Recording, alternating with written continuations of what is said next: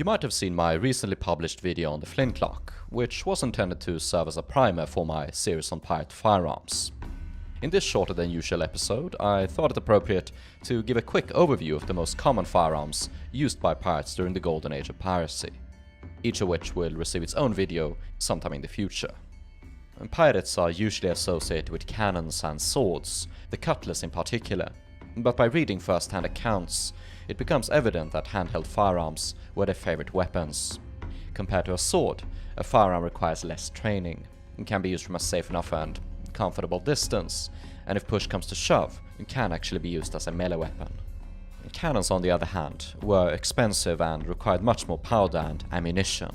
10 musketeers could potentially do more damage to enemy crew and rigging compared to a single 3-pound cannon, the most common pirate cannon, but at only a fraction of the cost. Unlike cannons, firearms were more flexible. You could use them in ship engagements, anywhere upon the ship, in boarding combat and land engagements. You could use them to target enemy crew, but also rigging, and you could even use them to hunt animals for tasty provisions. There's also the matter of ignition systems. Whilst matchlocks were the predominant system in European armies, pirates and American colonists had adopted a flintlock as early as the 1630s.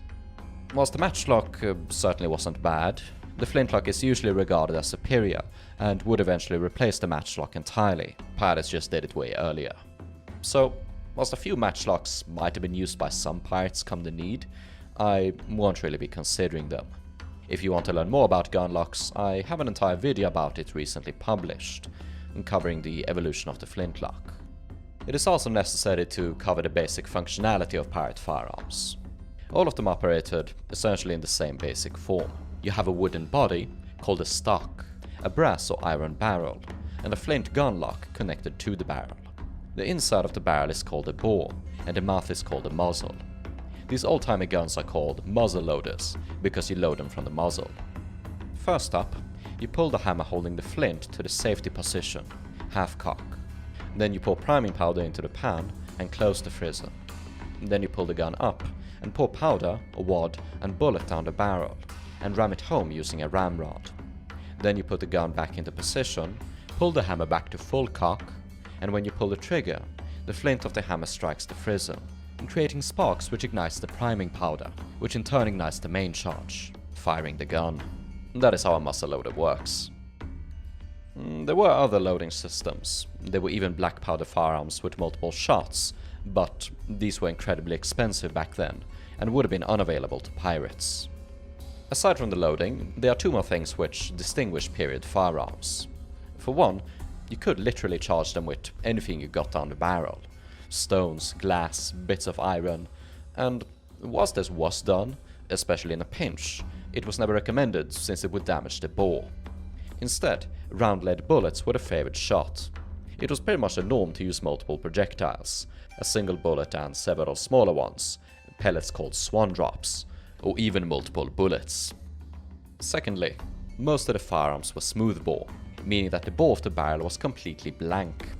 The bores of modern firearms are cut with spiral grooves, called rifling, which makes the bullet spin upon firing and travel in a straight trajectory. This gives it more range and accuracy. Rifling did exist well before the pirate age, but it was more expensive to produce and made the guns more difficult to load. And pirates had to strike a fine balance between cost and effectiveness, and for their purposes, smoothbore firearms did well enough. The all-time favorite weapon of pirates and colonists and soldiers was the musket. It was essentially the AR platform of the 1600s. It is used like any rifle. You hold it with both hands, steady the buttstock against your shoulder, aim, and fire. The accuracy of the musket is something continuously debated upon. Some swearing by its pinpoint precision, and others by its complete uselessness. And the truth probably lies somewhere in between. It can be useful to make comparisons with modern firearms, but it can also become confusing, because they weren't able to make this comparison back then. In 1,000 years, I'm sure they'll be laughing at our ballistic barbarities while shooting lasers from their eyes or something. The musket was all they had, and it was superior to older weapon systems. One of the main issues was that muskets were seldom supplied with a rear sight, which allowed you to properly align the barrel upon your target. So the shooter had to learn to align it himself. Not the easiest task, but they were certainly sharpshooters. Most notable being the hunter pirates of Hispaniola, the Bucaniers, who were said to practice their marksmanship by shooting oranges from trees. Musket accuracy was certainly something favored by pirates, since they fought tactically in a very different manner from conventional armies, actually more similar to modern ones.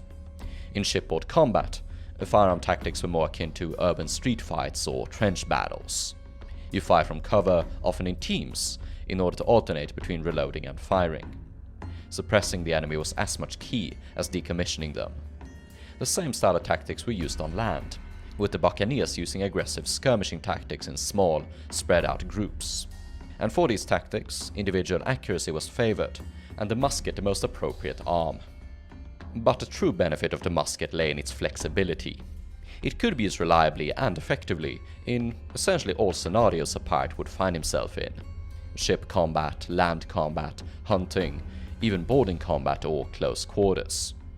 Just load the musket with as many bullets as possible, and you got a very effective combat shotgun. The musket could even be used as a melee weapon.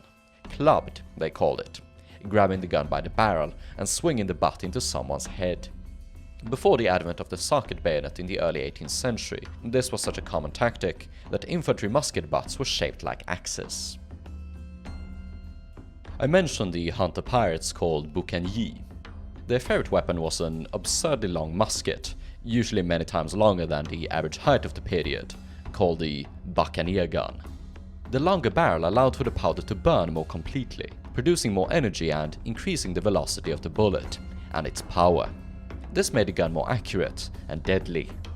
From the hands of the hunters, it would eventually become a favorite arm aboard ships, not only aboard pirate ships, but naval and merchant craft as well, where it was regarded as the optimal firearm for naval combat until the mid-18th century. Pirates would use it as their favorite weapon throughout the Golden Age and even beyond. I've seen mentions of them using it still in 1780. If there's any weapon pirates should be most associated with, it is this one. On the opposite end of the very long Buccaneer gun sits the much shorter carbine. These were cut-down muskets, primarily used by cavalrymen. The short barrel made them easier to use in highly mobile situations, like on horseback or close-quarter engagements, like those aboard of a ship. Indeed, many seem to regard the carbine as an optimal pirate weapon, and while it certainly was used, it wasn't as popular as the regular musket, or especially Buccaneer gun. Though the shorter barrel was handy in close quarters, it also meant that the powder couldn't burn as fully, producing less energy. The carbine was also loaded with a smaller powder charge than muskets, and typically used smaller bullets. However, there is some evidence pointing to certain carbines having longer range than muskets, even the Buccaneer gun. Buccaneer Basil Ringrose wrote the following in 1681. "But their horsemen followed us as we retired, and fired at us all the way, though they would not come within reach of our guns, for their own reached farther than ours, and outshot us more than 1/3. Neither Ringrose nor his comrades could get a look at those guns used by the Spanish horsemen, but they were quite likely rifled. Indeed, rifled carbines were a very common sight among French dragoons and guardsmen, and even issued to personal bodyguards of Caribbean governors. How common they were among Spanish dragoons I cannot say, but Ringrose's account certainly makes it possible. A derivative of the carbine is the iconic blunderbuss, a short, big-bored firearm with a trumpet muzzle. The larger bore allowed it to be loaded with a larger amount of ammunition, and military manuals recommended it be used in tight confinements and against crowds of people. It is heavily associated with pirates, but wasn't very common amongst them. The blunderbuss costed as much as a musket, but wasn't nearly as flexible. Instead, the blunderbuss was a favorite weapon of English civilians, coach and highwaymen. Neither was it an especially effective hunting weapon, but in Italy it was used for poaching, because the peasantry couldn't get their hands on better firearms. For close quarters combat, instead of a blunderbuss, you might as well load a musket with multiple projectiles, or use a brace of pistols. Secondary to muskets, the pistol was the pirate's favorite firearm. However, the flintlock pistol should not be compared to modern pistols, which can be used at close range as a reliable weapon in and of themselves. The flintlock pistol was more so an auxiliary melee weapon. You'd use them at very close range, 10 yards 9 meters maximum, and then charged into melee without reloading. Very often you would just fire the pistol right into someone's face. There are paintings of cavalrymen literally doing this, and written descriptions of pirates just shoving pistols into people's bellies. However, flintlock pistols were very prone to misfiring, but it wasn't really a big deal. Flintlock pistols had a very prominent butt, started with metal in order to be used as a club. You'd hold your cutlass in your main hand and the pistol in the offhand, usually the left. Eyewitness illustrations show pirates wearing their weapons in the fashion most appropriate for this. One of the most heated topics of discussion in the pirate community regards how pistols were worn. In the 1720s, popular author Captain Charles Johnson popularized the idea of pirates using holsters. Holsters never appear among infantrymen in the 17th or 18th century, only as saddle equipment. Instead, pistols were typically just tucked into a belt, often by a hook. Some were small enough to fit inside of a pocket, others had a loop running through a hole in the handle. Johnson also popularized the idea of pirates tying a silk sling around their pistol and wearing it around their neck. Whilst this certainly looks cool and would be something unique to pirates, and there is some archaeological evidence of it, some confound it as ineffective, and others swear by it. There is also one archaeological finding of what could be a pistol holster made out of hemp, but it could just have been a bag. Before we proceed with the rest of our boomsticks, I find it appropriate to cover a less discussed facet of pirate firearms, meaning stuff related to the gun, ammunition, maintenance, and the tools for it. Starting out with ammunition, pirate firearms use a type of propellant called black powder. Compared to modern smokeless powder, black powder doesn't detonate, it burns. Thus, it is shock resistant, but not flame resistant. Black powder can ignite if you shoot it like in the movies, but only if the bullet strikes something that produces a spark. This is why black powder can be used as a fuse, but when black powder is trapped in a close confinement, a gun barrel, it produces gases that really want to escape into the stratosphere and become really eager to push the bullet out of the barrel. In order to burn more effectively, powder was corned into grains, the size of which depended on the powder. The finest powder was called serpentine, which burned very quickly. It was excellent as a fuse, for priming and for hunting arms. Then in order from finer to rougher, pistol powder, musket powder, and cannon powder. These burned more slowly and were used as propellants.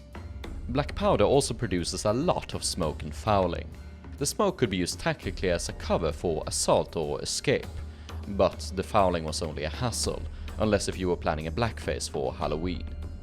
Serpentine was usually kept in a separate priming flask or powder horn, whereas propellants were kept in a separate flask, but usually in wooden charges, or especially by pirates, in paper cartridges. Paper cartridges combine propellant, bullet, and wad into a single unit, making reloading faster and more reliable. The wad is a piece of soft material, usually tow, paper, or cloth, meant to seal the powder in order for it to properly explode, instead of burning too slowly and fizzling out. In terms of ammunition, the standard type were round lead bullets. It has been argued that they were made out of lead because an iron bullet furiously rammed into a gun barrel risked striking a light and igniting the propellant prematurely. Sounds like a bad day. Lead was also cheap and soft, meaning that it could be melted and made into bullets using only a campfire. Purchased firearms would always be accompanied by a small kit, including a shot mold. You melted the lead in a small pot and then poured it into the mold until it solidified and you cut it loose. Now you got some freshly baked bullets. Some bullets were molded into one horrific unit, and they also made rectangular slugs, fired from pistols and blunderbusses at close range. Swan drops were made by pouring molten lead into a pot akin to a sill, with holes in the bottom, allowing the lead to drip into a bucket of water, where the drops would solidify into pellets. Since the bullets were round, it means they had less velocity than modern bullets. A ball isn't as aerodynamic as a Spitzer, and had less penetrative power, but it was still more than enough to go through most armor plates. There was pistol and even musket-proof armor in the period, but it was very heavy and especially expensive. The bullets were also round so as to not damage the ramrod, the stick used in shoving the bullets down the bore. Ramrods are often neglected in pirate firearms discussion, which is a shame owing to how important they were in the reloading and maintenance processes. Ramrod wasn't the usual term in the 17th century. They were called rammer or scouring rod, baguette in French. They consisted of a wooden or metal body, with a flared head for striking the bullet, and were stored in a notch running through the stock of the gun. The heads could be made of brass, horn, silver or iron, or simply wood. And pirates always stood a risk of breaking the ramrod, so it was often standard procedure to carry multiple of them. Ramrods were also used for maintenance. A sort of curled hook, called a worm, was attached to the other end, and used for pulling bullets or junk out of the barrel. A piece of cloth could also be wrapped around the rod to wipe the bore clean. Indeed, flintlock maintenance was quite simple, since it only had a few components. Usually it only involved picking the touch hole clean with a needle and pouring warm water in and out of the barrel, until it came out relatively clean. No gun is ever going to be 100% clean. A piss would also suffice. The lock could also be removed, wiped and oiled, and even having parts of it replaced. The steel or frizzen would also wear out after repeated striking, and would require hardening with a piece of wood. Another part of maintenance were the gun flints. Every time the lock was used, the flint would chip, meaning it constantly had to be shifted around and even chiseled in order to effectively strike a light. Misfires were common, and flints often had to be replaced. It was common to carry as many as 20 spares in a cartridge box. They are also surprisingly small, usually the size of a fingernail. This video only really concerned handheld firearms, which is why I haven't covered mounted artillery. The other reason is because I already have an entire series about shipboard artillery, and I suggest you give it a look. However, that series does not cover swivel guns, a lighter type of mounted artillery, which I actually intend to cover in this series, so they'll warrant a short enough mention here. Swivel guns were essentially light cannons fitted onto a fork and mounted upon a stanchion on a ship's railing. The stanchion was a wooden support intended to absorb the recoil, instead of damaging the ship.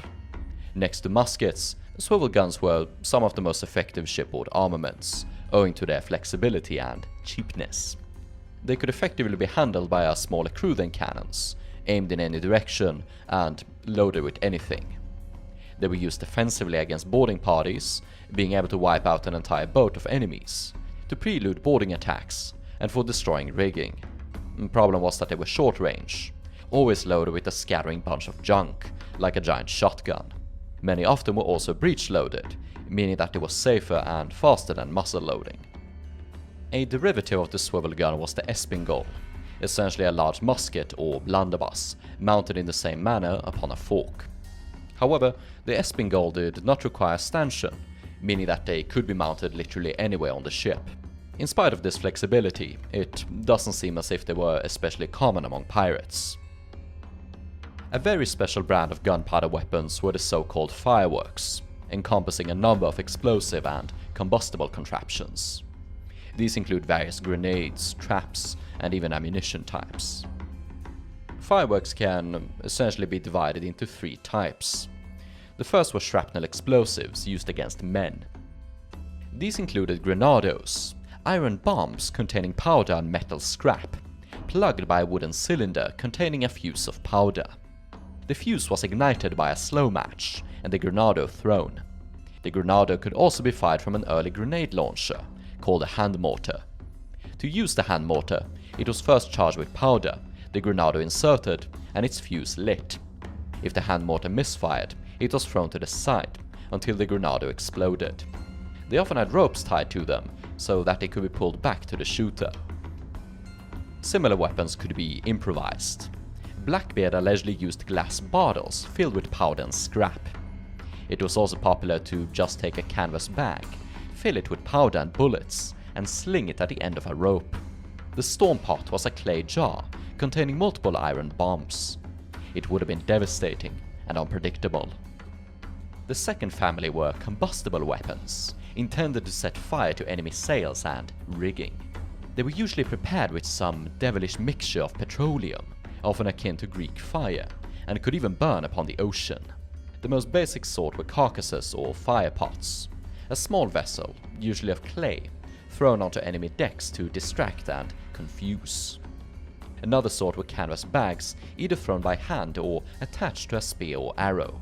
These arrows could be fired from a longbow, a crossbow, or even a type of blunderbuss called the pyrotechnical blunderbuss. The fire arrows had hooks which secured them to whatever they struck. Fire wheels were crowns of combustible materials, also with hooks on them, lunged upon the enemy, and certainly a terrifying sight. The third were essentially gas grenades, known as stink pots. They produced an irritating gas that attacked the eyes and lungs, used to distract, disable, or force enemies out from a position, usually fortified, like the one below deck. Some stink pots were cheap, several layers of cloth soaked in putrid materials, dried and wrapped into a ball. A more sophisticated type, if these weapons could ever be called sophisticated, was a clay pot filled with a putrid liquid, which you could not extinguish with water. You would not want to get hit by it. These were the most common firearms used by pirates during the Golden Age of Piracy.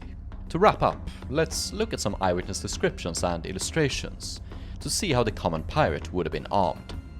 Robert Everard, writing in 1686. As soon as she was gone, we came out of our close quarters and found one of his men almost dead upon our poop, with a fusee, a flintlock musket, an axe, a cartouche box, a stink pot, a pistol, and a cutlass.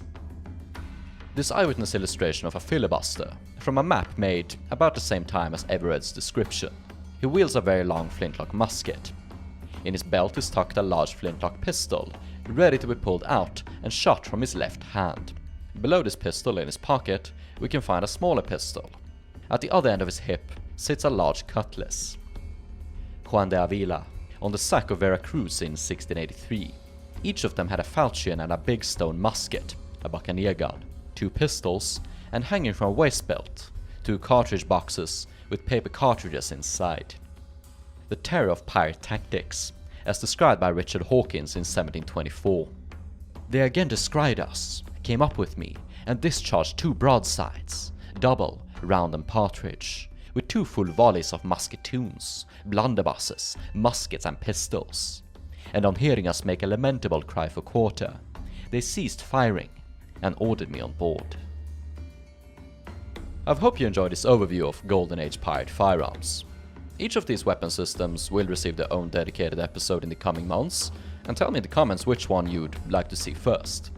I'll probably intersperse those episodes with ones covering other topics, since people seem to tire of my melee weapons series quite quickly. But if you're already eager for more, I'll suggest checking out my previous episode on the history of the flintlock. It is also worth noting that YouTube has seemingly taken a stance against firearms in the recent months, so chances are that this video will be shadow banned or perform poorly, which is ridiculous. It is talking about goofy historical artifacts from a time when everyone spoke like a pirate. But hopefully Algorithmus will be sensible, but we'll have to see. So if you want to ensure that I can keep making these videos, it is my full-time job, do consider supporting me by becoming a channel member, or preferably a Patreon supporter, since Patreon supporters get early access to my videos, and can watch them without ads. Thank you very much. I'll see you again soon.